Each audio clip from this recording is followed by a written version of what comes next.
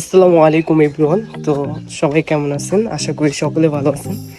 তো আজকে ঈদের এক সপ্তাহ পরে একটা টুর্নামেন্ট খেলতে যাইতেছি। হয়তো বা 1.5 মাস পর, বিগত 1.5 মাস পর খেলতে যাইতেছি।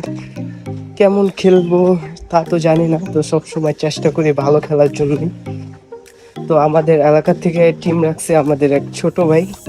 তো বলছে আমাকে, ঈদের আগে বলছিল যে ভাই খেলতে হইব আপনার।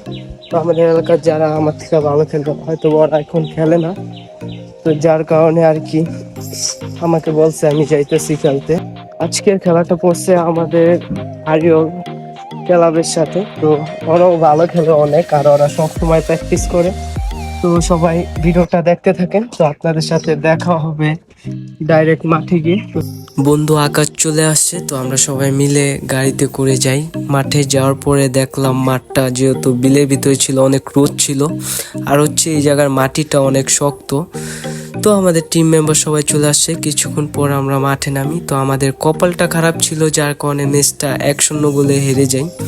তো সবাই দোয়া করবেন সামনের ম্যাচগুলোতে যেন ভালো খেলতে পারি।